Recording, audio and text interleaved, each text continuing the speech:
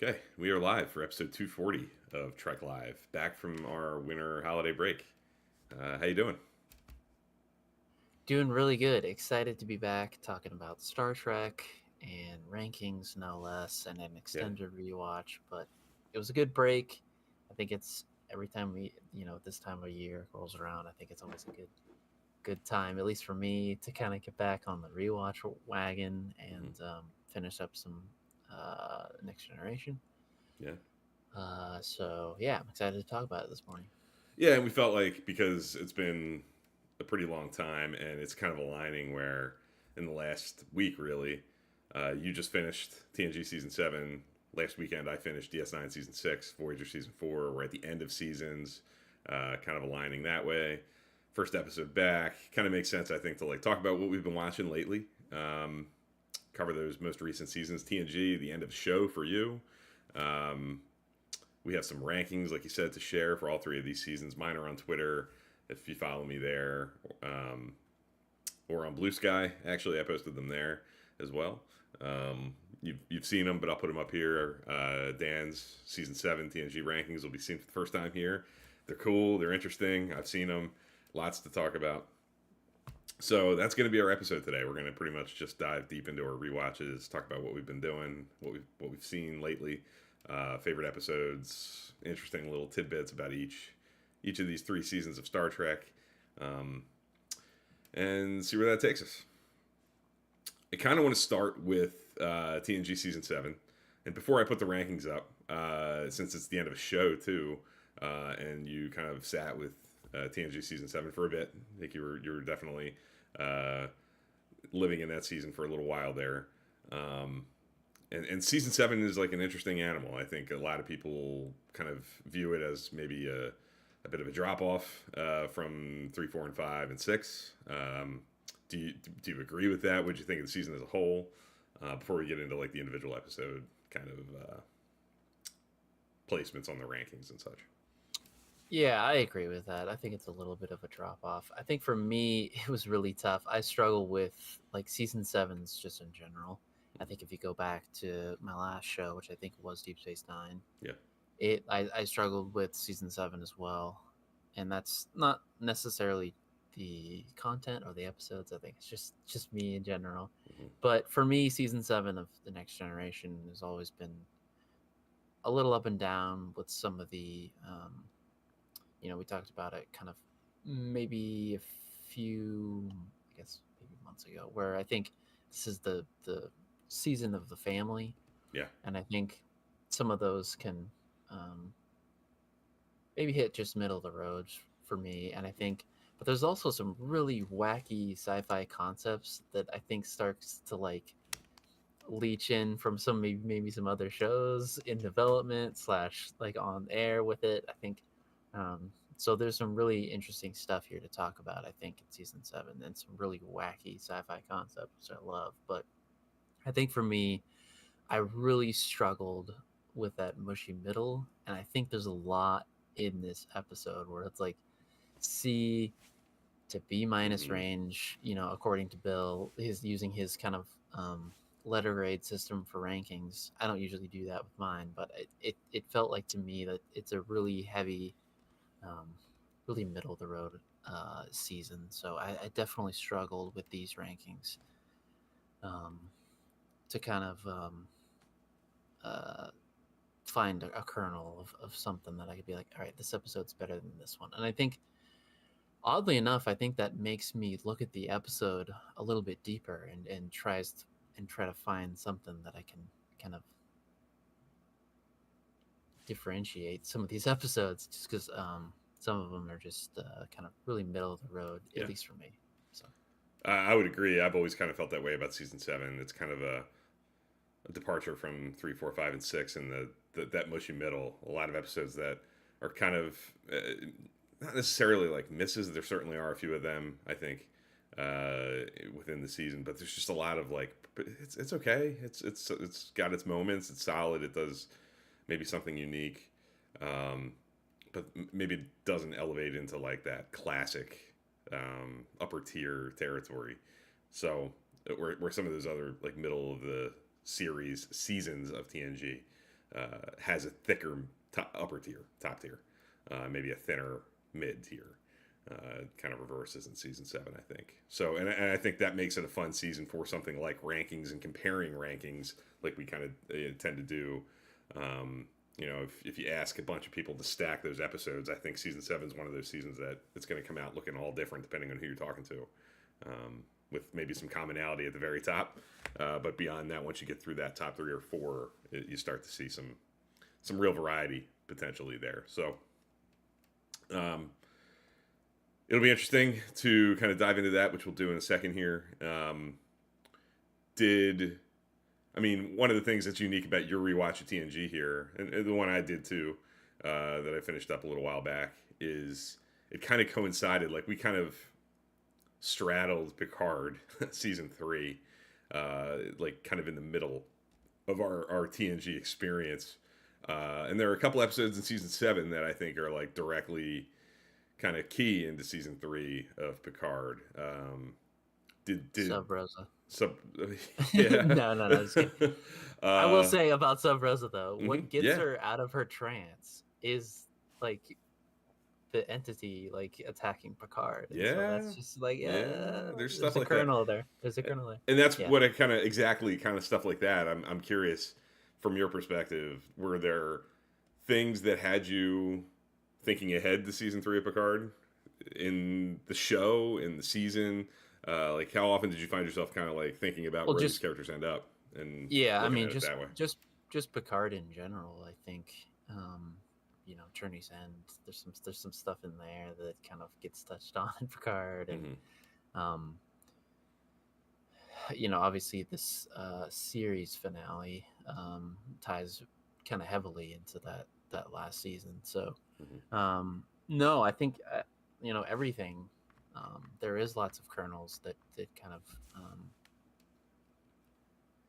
that are in this season that kind of changed my perspective. Like it's kind of silly to say, but even Sub Rosa, like that little kernel of like what gets her out of the the weather candles trance is like it attacking Picard, and I think you kind of see that their connection, not just in Sub Rosa. I keep mentioning that, but there's other episodes that attached and like I said, all good things. So I think for me the big thing is all good things, but I think there's a line in it that's like the future isn't set in stone. There is differences, but there's also like some truth to some of these things that happen in all good things, which ends up not being really. It's hard for me to dub it as like a finale, because there's so much after this. Not just with Picard, but even the movies. There is a lot of good stuff. It does some interesting things this season that kind of that change with Picard. So I know that I talked about at the top of the show that this is a mushy middle type of season, but I still think it is a requirement to keep rewatching, just because some of the stuff that has happened in Picard has just changed some of the stuff. Most definitely. Yeah, I couldn't agree more with that. I think Preemptive Strike's another one. There's a whole episode of Picard season 3 featuring Ro that really answers a lot of the things that are left hanging by Preemptive Strike. Doing something that alluring for like a follow-up at the very end of the show, which made that follow-up very unlikely to ever see, and the fact that you get it all those years later, and that the amount of time that has passed for the characters is like the same amount of time that has passed for us, kind of waiting to see her again, wondering if you'd ever see her again, kind of maybe forgetting that you might never see her again, kind of moving past it, and then it's kind of confronted in front of you like, wow, there she is. And some of the things are like directly confronted in that Picard episode. I think that's really cool, and will probably change the way that I watch Preemptive Strike forever now, because it was always like I thought it was always juicy. I thought it was always really good, but it was not to be culminated. Like it never gets consummated, that conflict between Picard and Ro, and now it does in a really strong way, I think. So I think that's an episode that is like directly kind of really enhanced by the existence of what's to come. So. Yeah, well, I'm going to move on to a different view on the screen here. If you're watching us on YouTube, Dan's rankings are going to now appear. They are juicy. Like I said, there's some stuff on here that I think is really cool, really unique to Dan, which is awesome. That's why we do ranks. We're not looking for averages here. We're not looking for like a consensus view. I like trying to find that too, but this is Dan's experience with this rewatch, stacking these episodes. And right off the bat here, I think that top four is pretty standard, pretty typical, and I certainly agree with all of it. Really, I think it's the same for me. But beyond that, it starts to get really interesting. Emergence in your top five. You just recently watched that like 2 nights ago, yeah, 3 nights ago, and something like that. Yeah, this week for sure, and it I don't necessarily remember it from my last rewatch, and so I think it's one of those episodes that really hit for me. I think it's just such a interesting sci-fi concept. Like I said, I think it's fun that it's kind of a bottle show, but I know that they use kind of the soundstage with some of the backlot, backlot on the street and stuff. So I don't know if there's much construction in that, but I think there's it's really fun that it's just like a bottle show to kind of save money. But I think if you're gonna have something like that, I think you're gonna need such a wacky sci-fi concept, and it's just very interesting, and like I don't know, it kind of had like a wholesome ending to it as well, with those like Picard saying like I think there's a lot of in the back half of this not just this season but this Next Generation, there's a lot of like mentorship with Picard to Data, and I think it's just so cool to see like the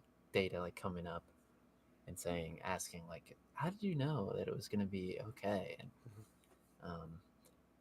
Picard has this really great line, obviously, but so yeah, it's just, I don't know, it's just one of those episodes that kind of came out of left field. That's cool. And kind of jumped up my list. I love to see that, because it does you usually see it not that high, and that's what I love. That's why I love doing this. I love finding kind of reassurance that like all these episodes are variable. Not everybody reacts to them the same way, and they can change based on like rewatch to rewatch. And this is a really cool example. I think, like you said, the weird, wacky season 7's got a lot of this too. Like a lot of these concepts, a lot of these science fiction ideas driving these episodes on this list are kind of funky, kind of wacky. Emergence, phantasms, masks. Dark Page has some crazy stuff in it. Like there's a lot of that going on here. Parallels to mixed results, and Emergence is as wild as they get. And I think there is some cool production design in it. Like it is like kind of there's not. I guess there are guest stars. There's like conductor. There's the stuff on the train. There is some holodeck stuff, but a lot of it is on the backlot. The backlot that we see many times over the course of all these shows. The same kind of street alleys and that little subway staircase. I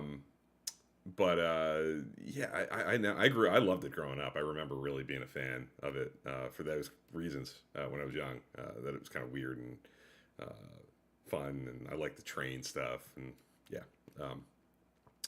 I know that you're a Masks is a guilty pleasure kind of a guy, and you have it at 11, which is I tried to keep it down. I'm surprised it's not higher. I was like trying to like objectively look at it and be like, all right, where does this, I feel like, really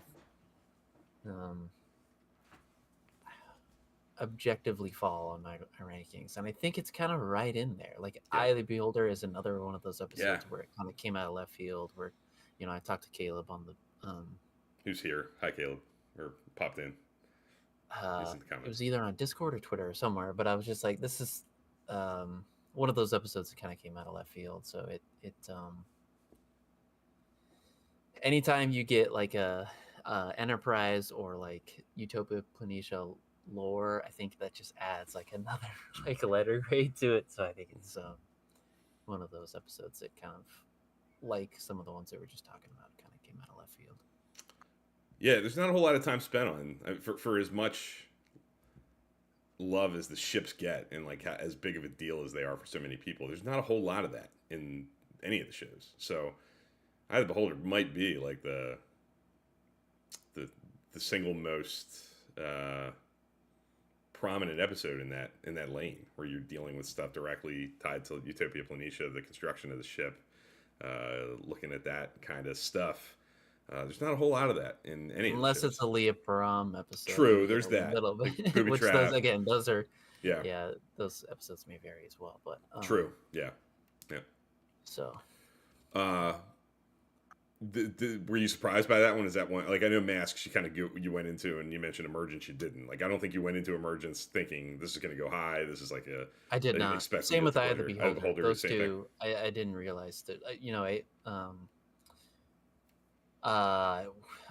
We talked a little bit on Tracked After Dark about some of the episodes that I was looking forward to, and Masks was on that list. Yeah, you've that always list. been a fan. So Yeah. I've always been a fan of that one. Masks is definitely an example of. I think we kind of talked about this, like you said, on Track After. We talked about it collectively as a group. I know at one point we were talking about like the different kinds of episodes that might not work. Like there are episodes that are kind of, I don't want to say that like they're so bad they're good, but like they have a goofiness, they have a cheesiness, they have a kind of a charm in that way. And Masks is so strange and so out there and so bizarre that I feel like it's kind of a 50-50. It's kind of a coin flip for people. People are either way down on it because it's too much, it's too out there, and then there are people who can get on its wavelength and really like it. As more than likely, I think more often than not, I kind of see it talked about as like, oh, it's a guilty pleasure. I think it's a fun time. It's so wacky, it's so out there. Kind of angle people are taking to talk about it, but it's one of the interesting episodes in that way. And there's a definite like population of them out there across all the shows. I feel like that kind of fit in that milieu, I guess. Were there any episodes that are kind of lower on your list that you were surprised weren't higher? Like Parallels, honestly, is like 13. That's usually pretty high, I would say, like on the average list for season 7. No, I like Parallel. I think that right around that 15 mark, I think it kind of it definitely drops off for me as far as like just liking the episode. But no, I always like Parallels. I think that maybe it's just because it's another like timey-wimey type of setup of episode. At this point, maybe I'm just a little bit fatigued, or it just gets overshadowed by All Good Things. So, no, it is tough because where it is placed in my list, it is like, would say it's a middle of the road episode, but it's hard because the season is so weird that it maybe a 12 or 13 ranking like isn't a bad episode. Yeah, no, absolutely. That's how mine always come out. Like the stuff that's in that middle of the ranks is very rarely like, oh, that's bad. I mean, usually I like those episodes, and they might not be like personal favorites. They might not be ones that I'm like driven to go back and look at again, or that I think about prominently when I go back to the season. But I'm generally, like you said, until you get to like 15, 16, you start getting into that range. I'm pretty solidly thumbs up on most of them. Were there any towards the bottom that you were surprised were as low as they were? Like Journey's End's a big one with like the Wesley stuff and kind of setting up some marquee kind of things that are going to pay off in later shows.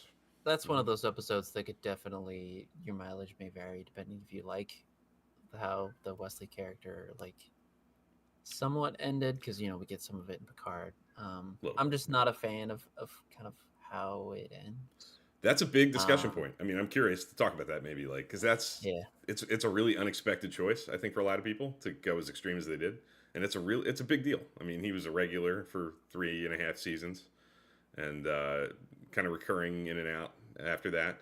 Um, did it has it always jarred you? Have you always been kind of down on it? Was this I've newly? I've always disliked how they ended the Wesley character. Um, I think they did a good job of like showing some fallout of um, what happened at the academy Yeah, and all that. first duty. Yeah. We get some of that in Lower Decks as well. There is some fallout of Yeah, that, and I just like that little bit of the serialization there. for But sure.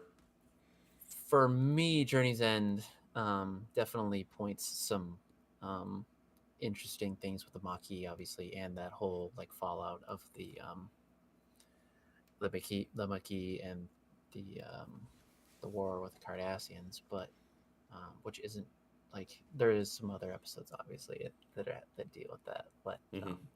yeah, I think it's the reason why it's so low on my list is because of I can't get on board with um, such a departure. Yeah, Pun intended.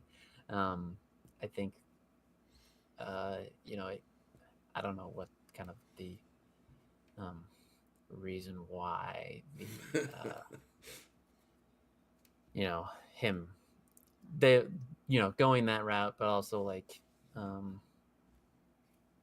him taking a step back. I don't know, from acting or whatever. He just wasn't as featured as um, he was in kind of the earlier seasons, and so I think there were some interesting things to do with they could have been done, yeah, which could be fun to kind of maybe do a what if. And I know we've talked about it. I think we've done a Wesley Crusher episode here on Trek we Line, have. but Yeah. um, yeah, I think which is Ron fine. Moore. Good. I'm sorry. Yeah, I'm wrapped up. I was gonna say I think Ron Moore really gravitated. If you listen to like interviews with him, his audio commentaries on Generations, First Contact, Generations specifically, though, I really remember him talking about like really pushing back against wanting to do things that are expected. Like he wants his what was driving a lot of his instincts writing the show is he didn't want the characters to kind of follow the expected paths. And he actually, in his background, he talks a lot about like Tapestry comes from a place of he never graduated college. Like he kind of did what Wesley does. He kind of flames out at the end, burns out of the whole going to college, having an educational experience, experience, and flames out and goes and ends up being a writer. Uh, so I think there's a lot of Ron Moore in Wesley's kind of pushback against what's expected of him and not wanting to finish and wanting to do his own thing and carve out his own path. The weight of expectations, uh, knowing if you listen to Ron Moore, like it kind of makes sense that it comes from him, just based on his tendencies and his own background. But I think in this case, I've grown to really struggle with it. I just don't think they earn it. I don't think there's enough indication in Wesley's character at all that he would do that. I know people, like in my own experience growing up, I know people who basically did what Wesley did. I mean, that is a common thing, I think. People who just end up in an unexpected place. People that, did well in school growing up in high school and went to college and ended up on an unexpected, journey away from that. So it's not that it's uncommon or it's not believable because it is. I know people who have experienced that, but I wish the show kind of charted it a little closer. Like there's nothing in the first duty that you see, and because you don't see him really again from then on until this point, that leads you to believe that he's leaning that way. I mean, what happens in the first duty is a big deal. There's a lot of weight coming down on him there, and a lot of time does pass. So I guess I could be talked into like, yeah, it's believable. It's a year and a half of time. He's young. He's impressionable. He got slapped down hard. His friends are in trouble. Like you get it. I mean, but I struggle to get on board with that radical of a shift in Wesley, given what we know about him and what we saw in the early seasons of the show when he's on the Enterprise. And yeah, I'm I pretty mean, mixed on it. he's an acting ensign. Early, yeah, He's early, and it's like it's doing the opposite. yeah. You go to, I think, at least for me, you go to Starfleet Academy to learn what it's like to be an officer and a bridge officer, and find your place in what you want to do. But he's already done that. Hmm. So and maybe that's the thing that I'm not grasping. It's like, Well, maybe that. I it, mean, you could talk yourself it, into, I don't know. It feels like it would be easy, and I yeah, know that it. I don't know. but maybe I that know. you can kind of. I can envision a person who has done everything that Wesley has done, like through the pseudo Starfleet internship program as an acting ensign on the Enterprise, kind of pushing back against the Academy. Like, this is dull. This is boring. I've done this already. Like, I Yeah. sat at the helm of the Enterprise D. I've already lived this life, and maybe like the grind of the Academy and getting in trouble. Like, I'm talking myself into it again now that maybe it is okay. But Yeah. because you're right, like he has done that. He has lived that. He's already lived in those shoes, and maybe the experience of the Academy like grinded it out of him. And but when I watch it, I think partially because of the way it's played in the episode, he's so gruff, he's so miserable, he's so like not the Wesley that we've known. It's so kind of jarringly different that I've always kind of pushed back against it, and I struggle with the choice. I'm always on board with like swing heavy, like go ambitious, do something, give it a try, do something that's unexpected. I'm all for that. I don't want it to be pat and like everything goes as planned because life isn't that way. But this feels a little unearned to me when I watch it. Yeah. But yeah, Which they do, I think, end up doing with Jake Sisko's character a little bit better. I better think because there they was chart it. Yeah. Mm-hmm. I think they earn that choice, and you see him go through it and talk to his dad about it, and talk to other people on the station about it. Like it's an ongoing process. I mean, I think that's a lesson learned maybe from maybe how this plays. Yeah, I think so. Okay, how about? I mean, I always kind of ask this. All Good Things is number one. That's not surprising. Was that easy? I mean, I know how much you love Lower Decks. You mentioned, I think, when you watched it. I can't remember on Twitter, on Discord, maybe on both, that it's like Yeah, I get among your teary eyed favorites every ever. time. Yeah, I Uh, think we've seen it a few times on a rewatch. I think we've also watched it on a Trek After Dark, and for so I've sure. seen it a couple times, and every time it hits. Hmm. Um, but I think Lower Decks is always up there longer at number one until I get to the last episode. I'm like, oh, this. Yeah, it's hard to deny All Good Things. Yeah, and so yeah, this is just because I think where the episodes land. I think Lower Decks gets the time at number one, but at the end of the episode, I think especially like that card scene. I'm like, okay, this is this is the real deal. Yeah, Yeah, yeah. Absolutely. I'm always in the same boat. I think Lower Decks. I think the Pegasus is excellent. I think the Pegasus is a ride. It is like it's yeah, really tense. It's really strong for Frakes and for Riker. Um, I think Preemptive Strike is excellent. I think that's a really really rock solid top four, and they all feel like they could contend for that top spot. But when All Good Things shows up at the end, it's definitely kind of like it's kind of undeniable as far as I'm concerned. But like you said, it does play. I mean, it's a weird season finale. It's not like What You Leave Behind or Endgame, because it's like it's the finale for this version of the characters. Like we're this experience sitting with them every week with lots of episodes at this point in their lives. But you get the movies, and now with Picard, I mean, it's not it's not a goodbye. It's like a last adventure that kind of alludes to what could be coming in the future. That, like you said, it's kind of great that I think there are like echoes of things that happen in the future version of All Good Things, the future that we see in All Good Things, that are kind of close to what we get in Picard, but it's not exact, and it's that makes sense. It's one version of the future. It's a lot of things have to align to get you exactly to that point, and Picard does share with the bridge crew like what he saw to try to avoid some of the disasters that happen in the future of All Good Things. yeah, So it's no surprise that we don't end up exactly there, and that's good. But there are like little echoes of it that are close, and yeah, I think that makes it really satisfying. But it's a unique series finale from that perspective because it's not really a goodbye.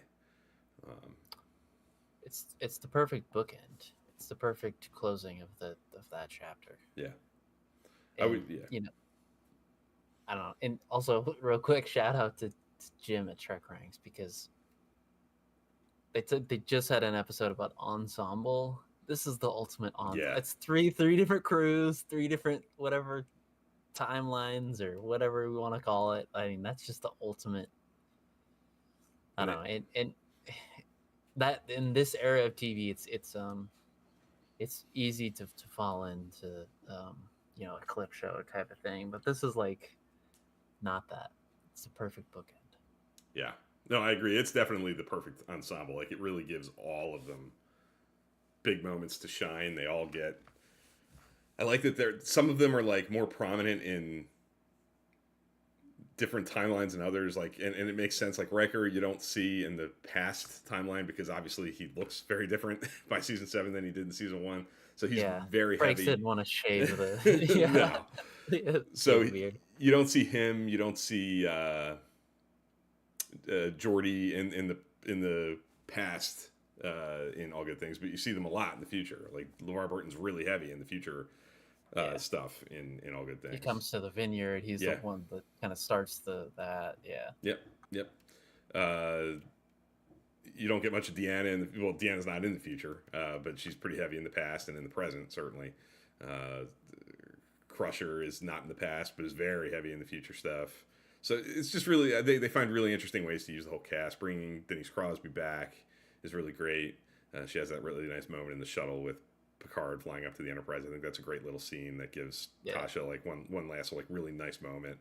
And Patrick Stewart's amazing in it. I think the way he kind of plays each version of himself, but like he's playing a different version of himself, but he's playing the same himself too. Like it's such a layered kind of like weird, complicated performance that it's really great. There's also a really cool echo. One of those echoes into Picard season 3 is, if you remember, like when they're stuck in the nebula at the end of No Win Scenario, and they have to do the kind of booby trap esque like pilot through the asteroid field, and Picard gets to sit in the captain's chair, and they play the TNG theme as he's like sitting down. All Good Things, they do the exact same thing. Crusher lets him sit in the captain's chair, and they play the theme. And he says engage. Like it's a really cool like little touch in Picard season 3 that like echoes back to All Good Things that I really love. That like one ends up not being his last, but sitting in the captain's chair kind of being a big deal. Cool. Sub Rosa and Easy Last. Like, was anything kind of threatening it? No, only the thing that we talked about with the what snaps her out of the trance is him like, or it or whatever, like attacking Threatening him. Yeah, John Luke, and that's what like pulls her out. Yeah. Like, oh, they're meant for each other. Yeah. Yep. All right. Well, any last thoughts on season 7? We've spent a lot of time on this. Any thoughts on TNG as a whole? Any different? Like, what do you think of the Next Generation as like? How... It's really good. You don't say. I get why it's the I don't know. I get why it was so popular. And I get why some of the early seasons aren't so popular, and I get why there was backlash, obviously, and but I don't get. I used to, and I think this is just because that some of the newer shows are out now, but I get why like some people will say like, okay, you got to start if you're just coming into Star Trek, go into like TNG season 3. Mm-hmm. I don't think you should do that. I think you miss a lot of important stuff. I think when you get to All Good Things, it's important to have Farpoint in your back pocket. I think there's a lot there that pays off. I think there's a charm to like seeing the old uniforms, and one of the things that always strikes me is like when you see Data in the past version, like when you first see him in Engineering as playing like season 1 Data, it really like telegraphs like how far Data's come, like how much he's changed in the 7 years. Yeah. The fact that he has to kind of calibrate his performance to kind of go back to the old data where he's saying like quippy things about Yeah. like not getting jokes. Like I Burning think, the midnight oil. Yeah, yeah, he's that like, why are stuff. we a petroleum like that Yeah, it's just like, oh yeah, he that's kind of what and data then was in the beginning. yeah, Hmm. which is like a yin and yang because like and then we go to the future and he's like this he's got a bunch of cats and he's at Hmm. Oxford and he's like laughing like he's makes a reference to like she makes me laugh and all that. It's just like yeah, Yeah, you're right. It does have an arc. very much so. I think it telegraphs how strong that arc is and how much he's changed. Um, and yeah, if you skip seasons 1 and 2 and you go right to season 3, yeah, I mean you skip some of the rougher stuff, but I think it robs you of some of that satisfaction that you get at the end of the show. Um, Yeah, it robs you a lot of serialization, I think. there's a lot of good stuff in the first couple seasons. I mean, there's a lot of not so great stuff that hasn't aged very well, and it can be rough going at times. Yeah. But there's some good quality Star Trek in those first couple seasons.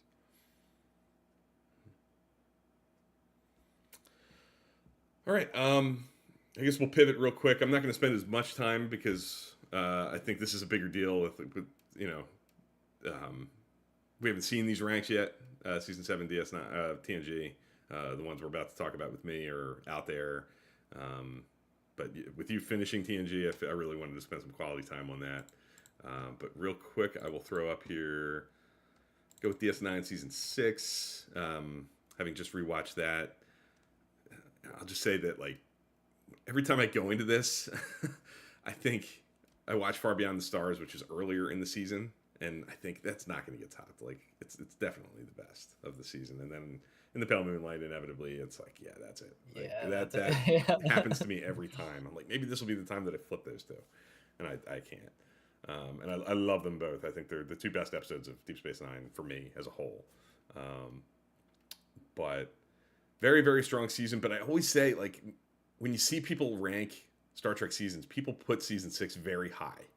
Like sometimes at the very very top because it's the season that kind of introduces the most serialized aspects of Deep Space Nine. That beginning of the season Yeah. has that like 6 episode run where it's real tight serialization. It's the Dominion occupying Deep Space Nine. Like there's really ambitious, different feeling stuff going on in that season, but it kind of is not that high for me. Like I think it's a really strong season and it's got some amazing highs, but I think because I use the grade point average system, like Prophet and Lace, Resurrection, Valiant, Times Orphan, Sons and Daughters, like they're episodes that I don't care for very much that drag that GPA down to the point where it's below season 5, season 4, below the other season I'm going to talk about today.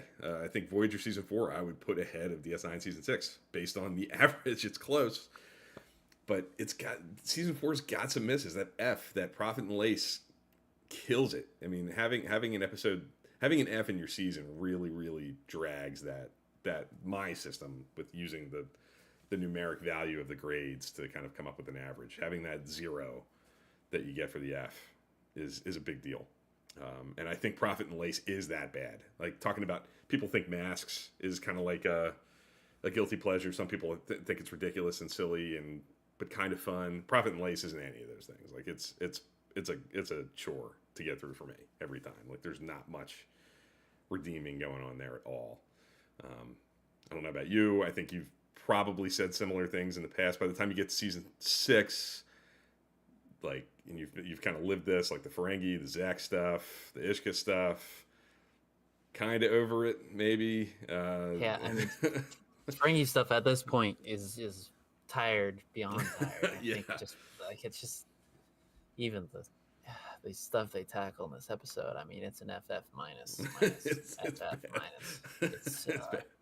It's really bad. Which Bill, you make a great point because like I'm more in the like It's up there. the desert island Mm-hmm. style of ranking system, and so this season might rank a little bit higher than some of these other seasons. Yeah, I but totally get that. If we're going strictly off, that's kind of the difference here with with the styles and the systems that we choose to rank our episodes with. I totally get that. If you're looking at it from that perspective, and you are looking for a season that you want to take with you, like the combination of the serialized Dominion War stuff and the varied stories that you get. Like you get fun stuff like One Little Ship, which is really solid, real but kind of fun, kind of light. You have the Magnificent Ferengi, which is the flip side of Prophet and Lace, is a really fun, like very different kind of Ferengi episode. It's not a Ferengi family, slapstick comedy. It's a very different kind of flavor, but you get those Ferengi characters in a way that's a lot stronger. Sacrifice of Angels is such a big deal. That's a huge episode. The two classics at the top. I can get where people like point to that group of episodes and go, yeah, I'll take that one because of the variety and the serialization. Yeah. And like if you think of like when does DS9 kind of crescendo, you can kind of point to like the end of season 5 and the beginning of season 6 with the war starting, abandoning Deep Space Nine on the Defiant, getting your butt kicked, Kira and Quark and Odo on Deep Space Nine dealing with Dukat and Wayun, and like that's great stuff. There's so much really rich storytelling that's unique to Deep Space Nine because of how they use the serialization and the long running character development to its advantage. So I get it. But I always want to put it up there, but the way I do it, my little system kind of drags it and it keeps it down. And I put it out, and I feel like it's always the first thing people point out when they look at my rank of seasons. They're like, DS9 season 6 all the way down there, really? That's why. Like, blame Prophet and Lace, blame Time's Orphan. Like it's that end of the season where there's like that little run of Valiant, Prophet and Lace, Time's Orphan. Yeah, it's a rough 4 weeks. Yeah, it's that little stretch really hurts it for me. But this is maybe a bigger point here. This is a big proponent of me saying that as far as like modern era shows, is we need more than 5 seasons. Because I think as a writer, and I can't speak to this, but I think as a writer, if we go back, I know people don't want to talk about, this Berman era because, the state of television was such a different point. But if we go back, that season 5 is like almost where it's like, you're cutting the show off at the knees. Mm-hmm. So especially when there's not 26 of like you're 10, it's 50 episodes instead of the number that you get out of those 5 seasons is so much smaller, and there's so much richness in the. It's I would, like you said, totally get it. Like it's a different era of TV. It's 25 years ago, 30 years ago. The 26 episodes on this kind of a TV show is tough to see come back. But there's so much richness that comes out of like 26 episodes with these characters, B plots, side things that don't really matter, but do.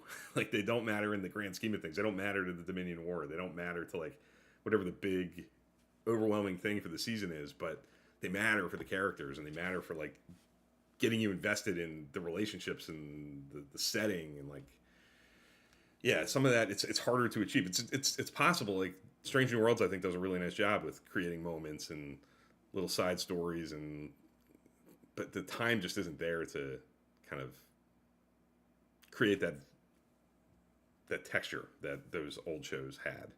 It's a very different thing for sure. And in my parallel universe that I could create, of course, I would want 26 episode amazing seasons of these new shows where you get all that. But yeah, 2023 TV is a different thing. I did mention on Twitter, there's a really cool conversation that hopefully we'll talk more about here on Trek Live in the future. I mentioned that, the sound of her voice is an episode from this season that I every time I hit it, I'm like, I think I like uniquely. Can't speak for everybody. I don't want to say like I uniquely love this, but I feel like I love it more than it gets talked about, and it feels like it's like a personal favorite that I wish got more attention. And I posted a question of like, what episodes do you think you love more than the consensus out there? What episode are there episodes that you feel like are unique to you and how much you love them? And there were some really cool, really really fun responses to that. If you're watching us and you're on Twitter or X or whatever you want to call it, If you go over to my account and you look for that little thread of responses, there's some cool stuff, and I hope we can incorporate. We're talking about ways to maybe incorporate some similar things on Trek Live that we'll share more about down the line a bit. But Sound of Her Voice is kind of my like canned answer for like underrated episode that you love that nobody else does. Even though the reassuring thing whenever we have those conversations, you start talking about on Twitter, it's kind of not even true. Like I say, I think I love Sound of Her Voice more than other people do, and people are like, "No, me too. I love it too." And it's like, "Oh, cool." It's not. It's just not. It doesn't get talked about in the same way that In the Pale Moonlight does, or Far Beyond the Stars does, or Sacrifice of Angels does, or Prophet and Lace does. Like it's not on either end of the extreme. It's kind of tucked away in the middle and just kind of blends in. And that's one of the things with these 26 episode seasons. That's what you get. You get a lot of stuff that kind of just sits there in the middle that unless you're really going out of your way to talk about it, you don't hear a lot about. And that's one of my favorites of that kind of group of episodes. Yeah. Especially in that point of Deep Space Nine where it is so serialized and so big picture and heavy. Like it's literally like talk about a bottle show, sitting on the Defiant sets and talking to a voice that's not even there on screen. About their lives and their relationships and like their wives or girlfriends or how they're feeling about the war. Like it's you talk about like just small teeny tiny character stuff. That's about as small as it gets, but it's big because it covers like what makes these characters tick and makes you feel like you know them. Character driven, very character driven. Anything else? Any thoughts on season 6 from your standpoint? It's not been that long since you watched it. Anything kind of stick out? No, it's. I think it definitely. I think the only one I think is definitely the Sound of Her Voice, which is the top. It's top 10 in your ranks. Mm-hmm. So, nothing really jumps out. It's hard to go against season 6 of Deep Space Nine, which is arguably one of its best. So. Yeah, definitely. Yeah. All right, real quick, I'll pop over to Voyager season 4, which I watched kind of the same overlapping time with DS9 season 6. They came out the same year. These episodes were kind of going against each other a bit. This is up there for me for Voyager. This is, I think, 4 and 5 are usually the two in the conversation for my favorite season of Voyager. I think this is the season that kind of shakes the show up, obviously, with the addition of 7 of 9, the departure of Kess. There's some serialization here with the 7 of 9 Janeway relationship. There's the Hirogen little mini arc that you get around the halfway point of the season. But I think this is a really strong, really diverse group of episodes that range genres and types. And I always dig it. I think there are episodes here that kind of similar to The Sound of Her Voice, maybe a little bit. I think Day of Honor is like phenomenal Star Trek, like unbelievably well aged, given how ambitious it was in 1997 to put those two characters in spacesuits floating around in zero gravity in space. There's a lot of ambitious, big stuff in season 4 of Voyager that some of it works really well. Some of it maybe doesn't hold up as well.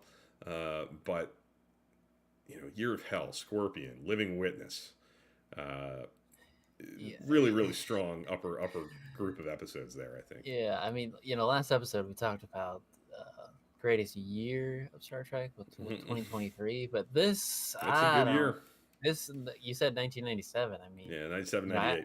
Fall 97, spring of 98. Yeah, I was like, how was 1 at 17? But then I look up, I mean, it's just like,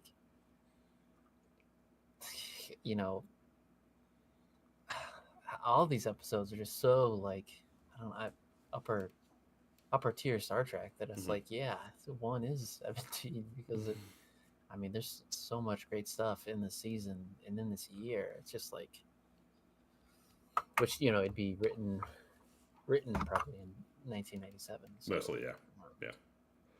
Maybe into 96 as well. So, it's just,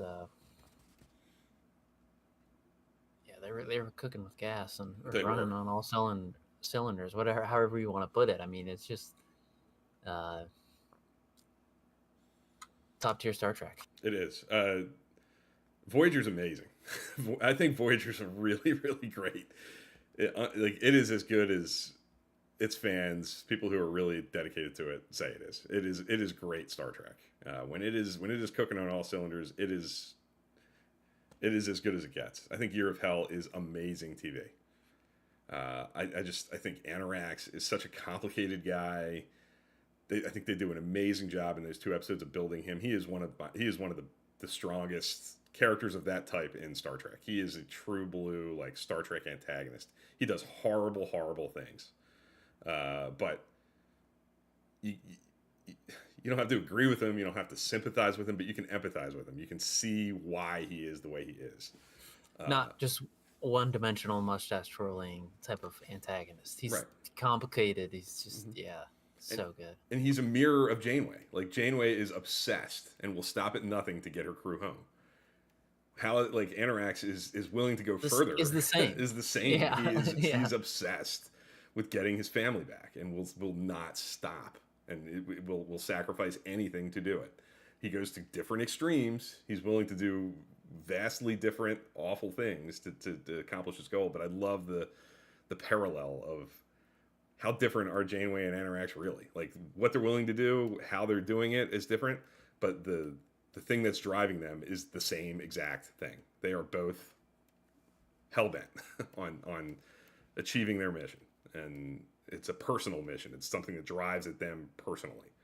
I think that's really well done.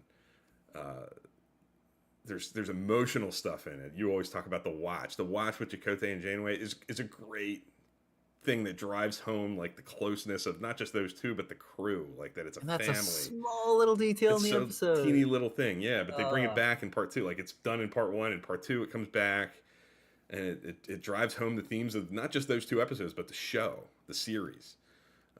And that's why I think it works despite the reset button. I know a lot of people get hung up on that. We talked about the reset button. That's one of our like maybe first 15 episodes of Trek Live. We talked about this years ago, and kind of looked at it through the lens of Year of Hell. And yeah, I mean, would it be great if there was a way for this to kind of stick somehow? But I mean, it tells us about Janeway. Like as the audience, we know how far Janeway will go. We know how deeply Janeway cares, and how, as horrible as the circumstances get over the course of these 2 episodes, she does not stop.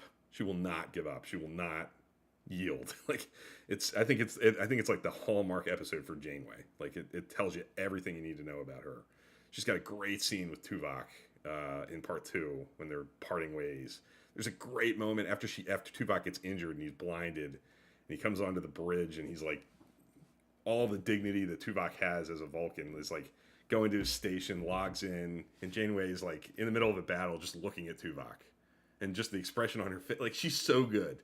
The subtle little thing she does without saying a word, that just tells you everything you need to know about how she feels about her crew, her friends, her family. To me, it does not get bad. I mean, it does. I have Scorpion higher, but it's the Year of Hell is like way, way, way up at the top of Star Trek generally, but certainly Voyager. Yeah, it's a special show. I love Star Trek Voyager, and this is when I'm feeling it. Like this middle of the show, I'm getting into the vibe of it really well, and the gift is great. I think the way they send Kes off and bring Seven on, like the way that those 2 stories kind of cross paths, and they're kind of about the same thing. They're fitting in and embracing the new, journeys they're about to go. Like it, I just think it's underrated, like in how well it's done, like how good it is, how well written it is, and how strong the cast is. It's a damn good show, and I think it deserves more love than it even gets. And I know there are a lot of people out there who stand by it and think it's aged Preaching into to the choir. it's the goods. It really is the goods. Kate Mulgrew is not to be effed with as like a great Star Trek performance, and neither is Jerry Ryan, by the way. Like right out of the gate, she crushes it. Yeah, highly recommend giving Voyager another look if it's been a while since you watched it. It's a hell of a show. Yeah, I think that kind of covers it. I mean, they're here. I'm happy to talk about anything that you think is interesting on Twitter. If you see these ranks or you watch this episode and you want to dive in, you can reach out to me there. You can. We always end our show talking about our Discord server. That's a place to contact me and talk in a more public way or in a private way about things like this. You're welcome to join us. Send me a DM on Twitter, and I can get you an invite onto that server, and that gives you a more personal access point to me, Dan, and everybody else that kind of operates in our orbit, I guess I'll say. Yeah, and there's something for everyone on there. It's Bill and I primarily use it for keeping up with our rewatch, but it's gonna be a discussion hub for when Discovery is back on. There's some great literary resources as well, and so I think it's there's a corner of the Star Trek universe for everyone. There's a corner of the Discord server for everyone. So Yeah. yeah, I appreciate all our members on there, but it's just a really good time and really fun to kind of see what everybody's rewatching and update everybody. So yeah, all good stuff. Yeah, Caleb just in the chat responding. Season 4 Voyager's great. Love seeing Prey and Hunters so high. The Hirogen stuff is great. The Hirogen are awesome. I know I've seen you, Caleb, talking about the Hirogen in your own experience rewatching this season recently, and I couldn't agree more. Hunters, especially, I think that episode, the way it uses physically imposing large actors to be such a physical presence, is a really cool choice. They don't necessarily stick with that per se, but in Prey, Tony Todd plays the main Hirogen who's going toe to toe with Janeway and Seven, hunting in 8472. I think while not physically like the physical imposing presence, he certainly brings like a gravitas that is like massive to the table in that episode. And I love Prey. As you saw, it's up very high on my list. I think that's like the midway point of the season where it really drives home the conflict between Janeway and Seven. They're in a pinch and they agree on nothing about how to handle it. They are completely not on the same page, and it comes to blows pretty profoundly there. And it's a pickle. Like, it's one of those things. I think if you that's an episode like At a Trek After Dark. If there were 10 people in a room, virtually or in person, watching that episode, you're going to have split views on who's right. Is it Janeway? Is it Seven? I think not everybody's going to see it the same way. There's a valid point of view on both sides of how to handle that situation, and I think it's ripe for like cool discussion and interesting talking post episode. So yeah, I couldn't agree more with the Hirogen stuff. And I wish they were more prominent. I wish they were a more active kind of member of the part of the show. I think in that little run you get them, then you get them in season 7 much later on in Flesh and Blood. But I would have loved to have seen them more active for longer. Letters from Home and Hunters grounds everyone really well. I couldn't agree more. I think that's actually, I might like that the most in that episode. I think that drives home the character development and tells us a lot. I think Janeway's she's got a scene where she gets a letter and she sits in her ready room and reads it.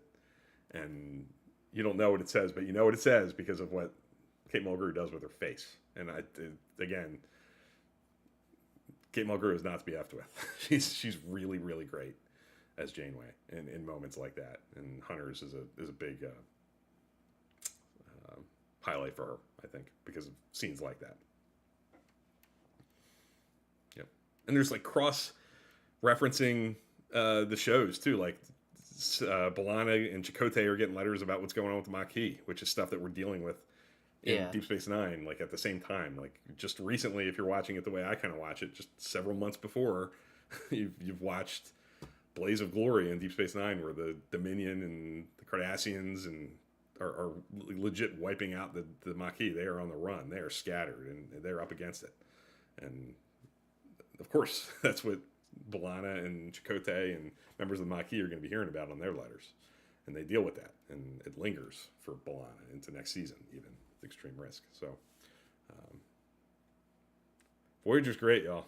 Like, it's truth. Preaching to the choir. I think, yeah.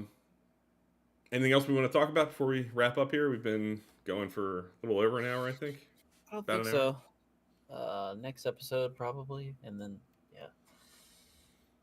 yeah. Which then on the next episode we're gonna be diving into another writers' room, which is an ongoing, the thing we've done here on Trek Live. I think it allows us to put our creatives hat on a little bit and kind of take some creative liberties on some stuff. So I'm excited to kind of talk about that in 2 weeks. But yeah, Bill kind of mentioned it. The Discord server is a great resource, and then all the the Twitter handle and stuff is on the screen. So best way to keep the discussion going. The discussion doesn't have to stop here, obviously, but I want to thank everybody for watching. Thank you, Caleb, for stopping by. And we'll see you guys in 2 weeks. Yep. Thanks, everybody.